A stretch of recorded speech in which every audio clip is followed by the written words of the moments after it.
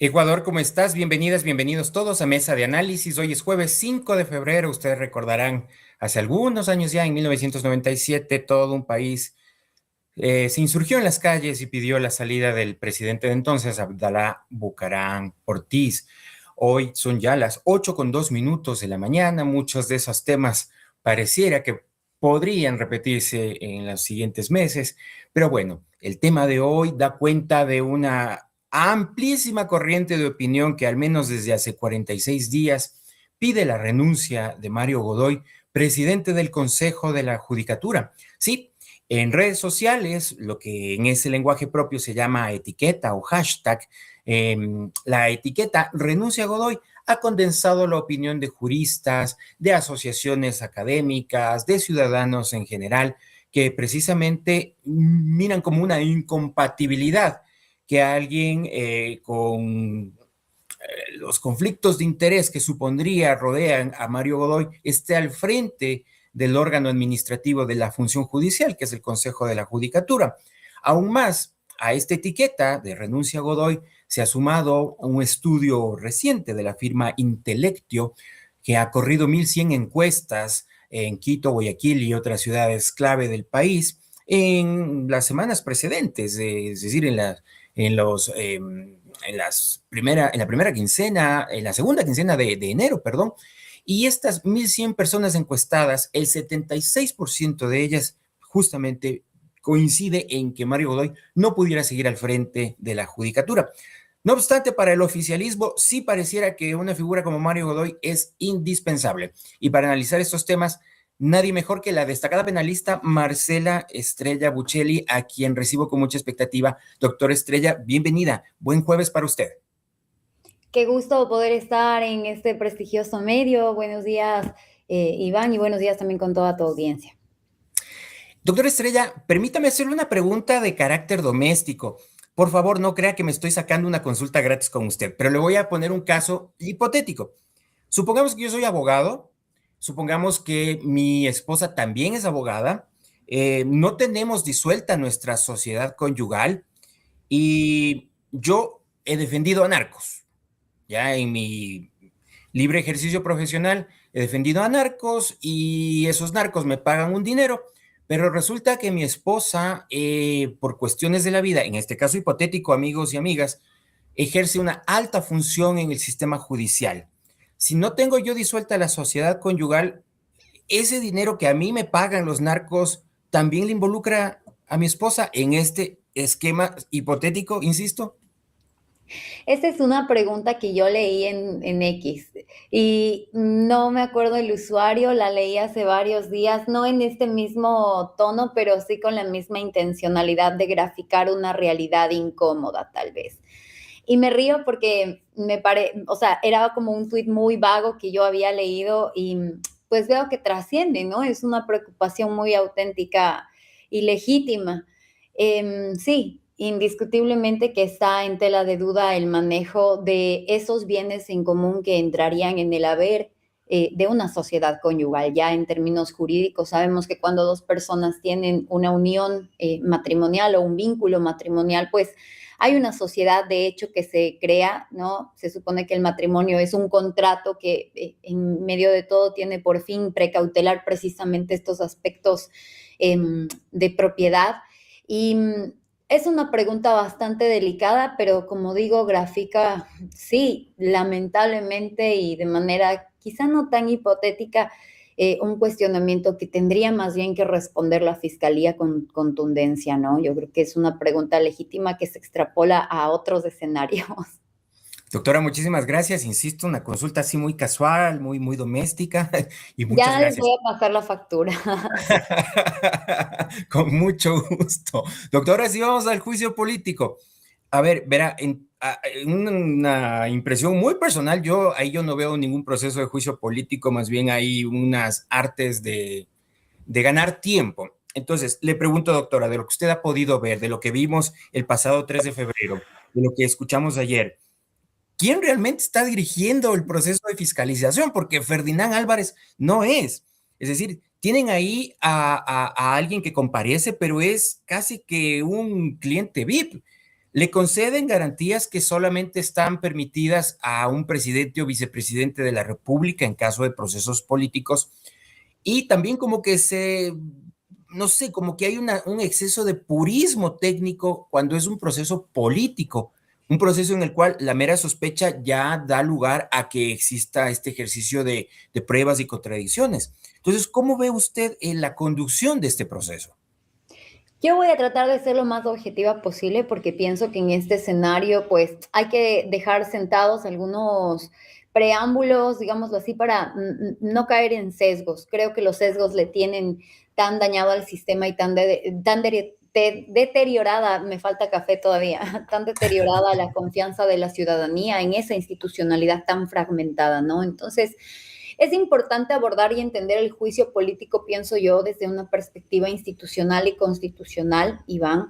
Y no se trata de personas, sino de un contexto que resulta profundamente preocupante para el Estado de Derecho y, por supuesto, para la plataforma en la que se está ejerciendo el poder público, ¿no? Y en este caso no es menos escandaloso que sea el presidente del Consejo de la Judicatura, el principal órgano administrativo de la Administración de Justicia. Ciertamente no, ellos no emiten sentencias y no tienen ningún tipo de injerencia, pero precisamente las alertas que se dan, y no es menos grave la verosimilitud que existe en torno a los hechos que encajan racionalmente en contra del doctor Mario Godoy. Y de ahí que pues hay que analizar este juicio con muchísima cautela. Yo por lo menos sí soy partidaria de exigir los máximos estándares en aras de que en un futuro no se vaya a alegar que no se precauteló el derecho a la defensa, la igualdad de armas o la imparcialidad con la que debería estarse conduciendo esta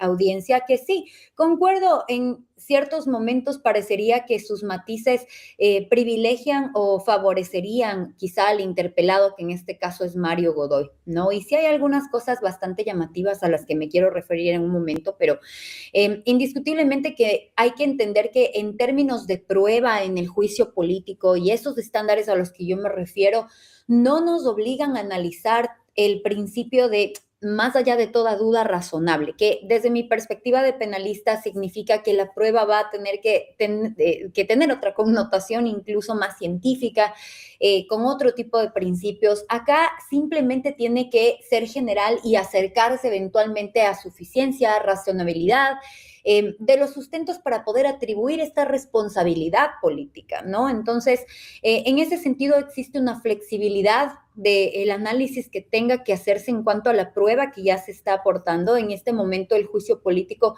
ya está en una fase de práctica probatoria, por lo que vimos el día de ayer, pues existieron 2 testigos que comparecieron a petición de quienes están interpelando.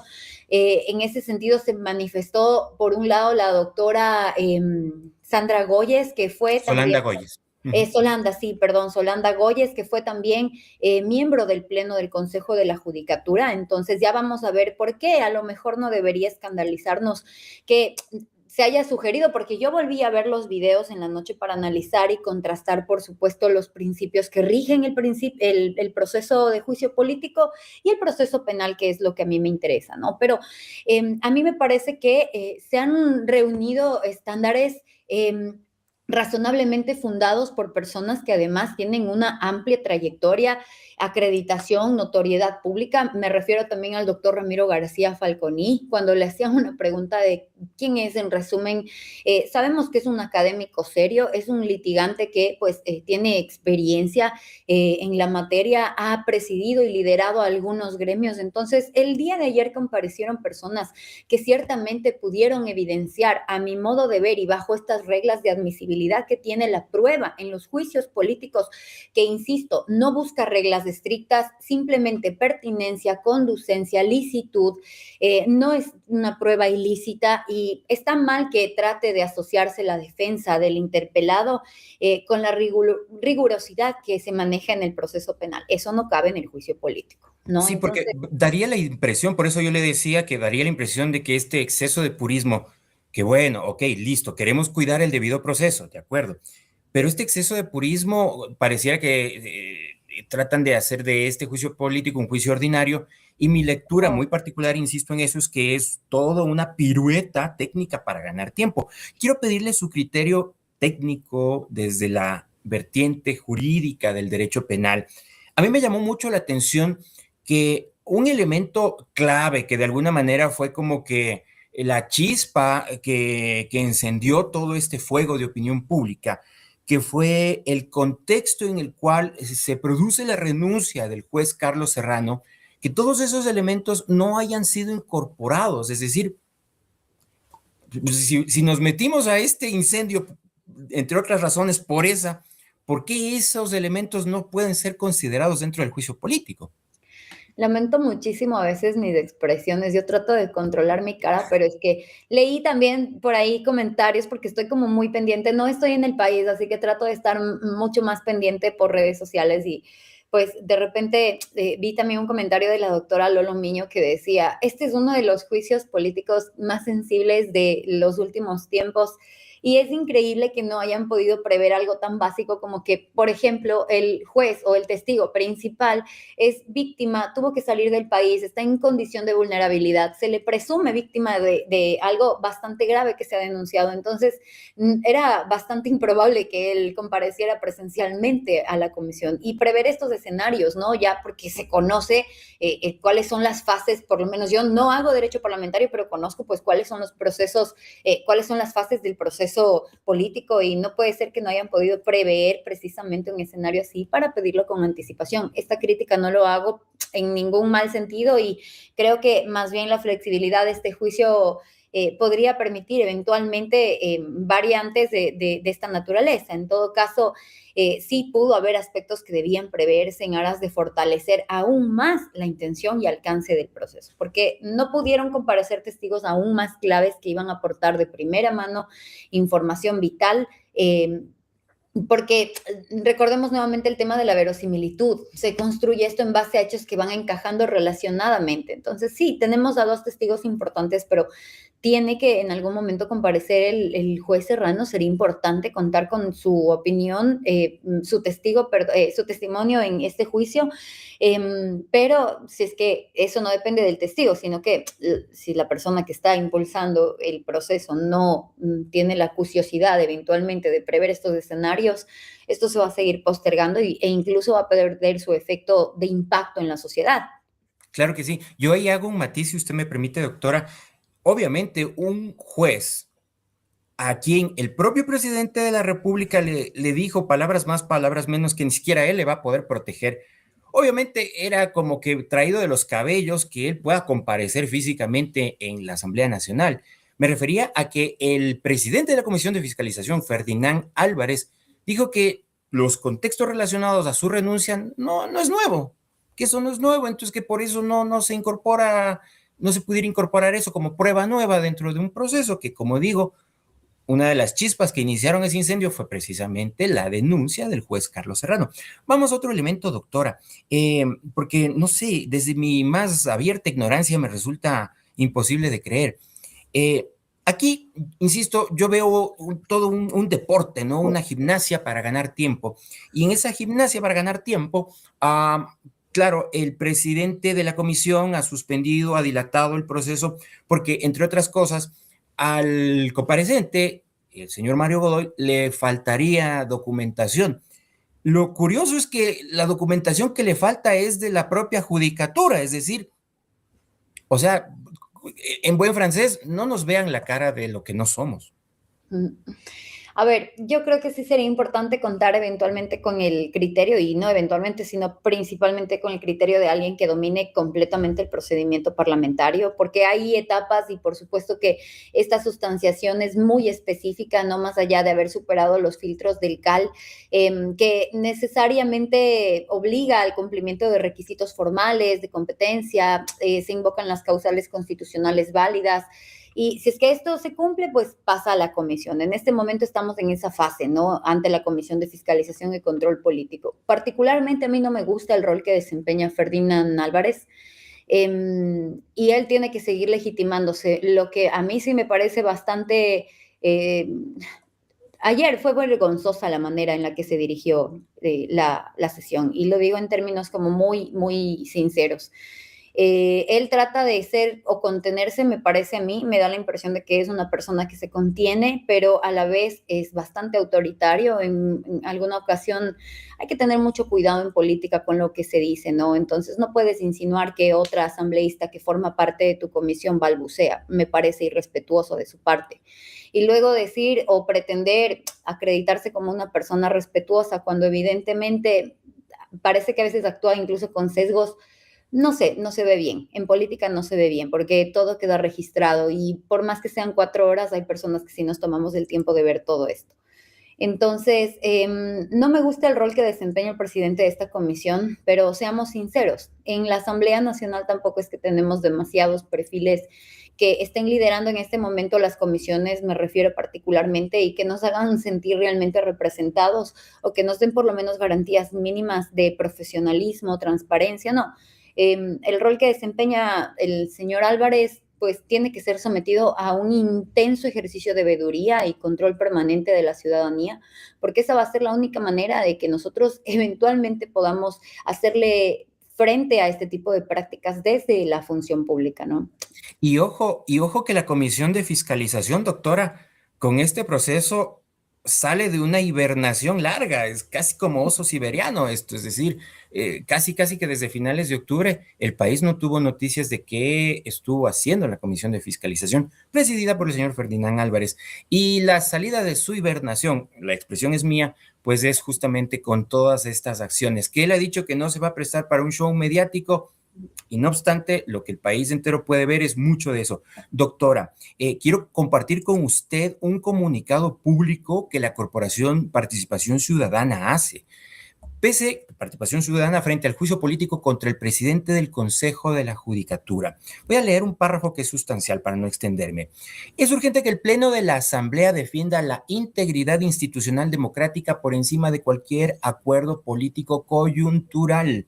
Para eso demandamos que el voto sea a favor de la censura de un funcionario cuya gestión se ha visto empañada por denuncias que cuestionan seriamente el desempeño ético y la probidad necesaria para el desempeño de tan alto cargo. ¿Qué impresión tiene usted de este comunicado que, como dije en un principio, es una síntesis de lo que quizá muchos juristas, muchos foros académicos, profesionales y la ciudadanía en general piensa sobre esta situación? A ver, esto no es aislado, yo creo que lo más escandaloso es precisamente eso, la existencia de, y yo lo veo de esta manera, ¿no? Porque creo que el análisis de este proceso tiene que encajar con una realidad también que pueda reflejarse en la norma y que permita efectividad de los procesos, porque tristemente en esta asamblea no hemos visto mayor actividad, no se ha propendido a la creación de leyes que fortalezcan la institucionalidad de ningún sector. Se plantean proyectos de ley vagos que no nos dan mayor estabilidad normativa, digamos. Entonces, claro, de repente aparecen subalternos que actúan en nombre del presidente del Consejo de la Judicatura ejecutando irregularidades sistemáticas, ¿no? Y esa es la problemática principal. En derecho público, cuando estos subordinados operan invocando a las máximas autoridades, debería activarse una responsabilidad política del titular de ese poder. Y no hemos visto que Mario Godoy se desmarque en ese sentido. Así que yo creo que la cadena de mando se va a romper o debería romperse incluso por conveniencia política, ¿no? Si es que Mario Godoy realmente no quiere ser relacionado con estas personas hace rato, debió haberse desmarcado de una manera diferente, porque, por ejemplo, Gaibor no salió precisamente, mejor dicho, salió por la puerta grande, ¿no? Es decir, le permiten que renuncie y así le abren la puerta grande y claro, Sí, ex post, el señor puede Godoy dice, regresar al no, pero sí sector le estamos público, investigando. exacto. No, bueno, esperemos que la fiscalía también, porque aquí no se está denunciando únicamente faltas administrativas, eventualmente, sino temas asociados a delitos, tráfico de influencia, incluso intimidación. Podría ser, no sé, por la naturaleza de los hechos que se están denunciando, enriquecimiento ilícito, lavado de activos, qué pasó con la UAFE. Es una conjugación de hechos que realmente deberían preocuparnos, alertarnos, pero por supuesto activar también la responsabilidad institucional de aquellas instituciones que tienen la obligación de intervenir en este momento. Así que, De, bueno, es un comunicado muy escandaloso, qué pena, yo decía en una de mis redes sociales, es muy lamentable que tengamos que seguir detrás de este tipo de situaciones cuando podríamos estar enfocados en el progreso. Eh, Igual, y tenemos un sistema de salud pública deteriorado, tenemos un sistema de educación pública deteriorado, todo en el Ecuador está deteriorándose, pero sin justicia, sin un presidente del Consejo de la Judicatura que nos garantice independencia, que por lo menos y nos dé esa tranquilidad de que no hay vinculaciones extrañas, sospechosas, que realmente no se ven bien desde la titularidad del Consejo de la Judicatura, porque aquí nadie pretende criminalizar el ejercicio de la profesión de su esposa.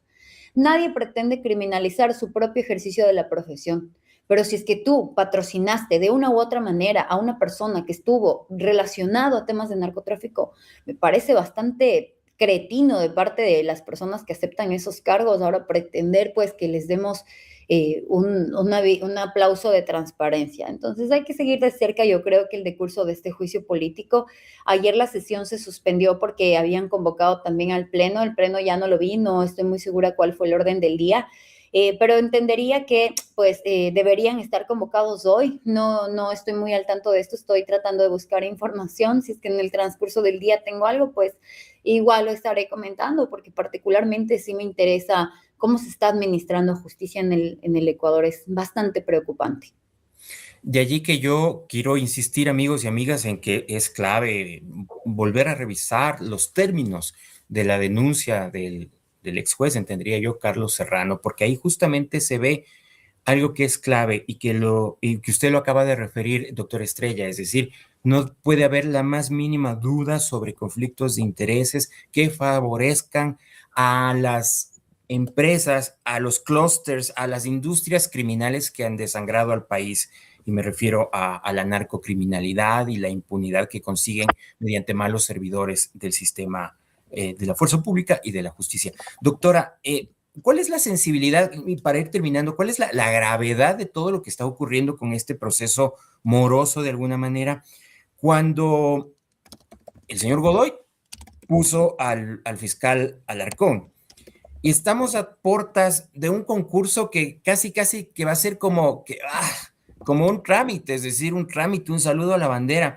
Y es un concurso que yo decía en un post anterior que, o sea, si a mí me van a operar a corazón abierto, yo no permitiría que un par de influencers me operen. Lo mismo sucedería para la designación del fiscal general del Estado, es decir, sin desmerecer las virtudes familiares o sociales de los integrantes de la comisión, pero no son los profesionales pertinentes, técnica, académicamente pertinentes para algo tan sensible como una operación de corazón abierto del Estado, que es tener un fiscal general probo. Un poco, ¿qué angustias le genera a usted todo este tiempo que va pasando lento en la comisión de fiscalización y la inercia que en cambio sí se da en el tema de la fiscalía? Además de otras cosas, ¿no? Jueces, la designación de nuevos Exacto, no, no jueces es el y único demás. concurso, precisamente no es el único concurso, pero es quizá uno de los concursos más importantes y más sensibles en nuestro sistema, porque estamos hablando de aquella persona que lidera básicamente el ejercicio de la acción penal pública en esferas nacionales, que está a cargo de la creación de política criminal y, por supuesto, de las investigaciones asociadas a todo tipo de delitos, de fortalecer la institucionalidad y la organización interna en las diferentes unidades especializadas para que las diferentes investigaciones se lleven también con los mejores estándares, evitar el represamiento, evitar que tu personal esté inconforme, porque realmente es muy compleja la Fiscalía General del Estado. Ahora, vemos que en el Ecuador, tristemente, donde se ponga el dedo sale pus, y esta es una llaga que no se va a curar nada rápido. El Consejo de Participación Ciudadana también se ha visto involucrado en escandalosos digamos, en críticas bastante escandalosas debido a la constante declaratoria de nulidad de este concurso, ¿no? Y nuevamente volvemos a ver cómo ya estando sustanciado, digamos, o ya habiéndose conformado esta comisión, nuevamente se salpica a quienes están integrando, en este caso la presidenta, que es una muchachita, con todo respeto, yo le digo muchachita porque es menor a mí, no lo digo despectivamente, jamás hablaría de manera despectiva de alguien menor que está en proceso de formación, pero que no se merece integrar esa comisión. Tiene todo el derecho de tener expectativas, de seguirse preparando de en algún momento, por supuesto, si es que su vocación es esa y le interesa, pero dudo mucho que siquiera haya ido a ver cómo funcionan los ascensores en cualquiera de las fiscalías. Entonces, Si hay papel para las impresoras.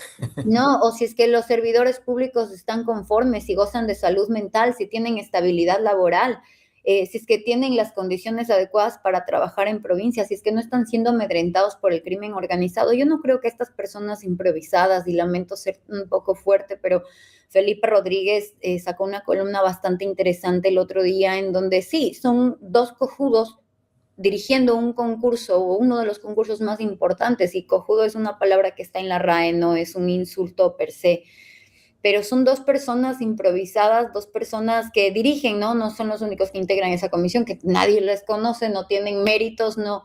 Y por eso yo creo que sí es importante que en la integración meritocrática de este tipo de comisiones sí se haga un descarte de aquellos perfiles que no se merecen estar ahí.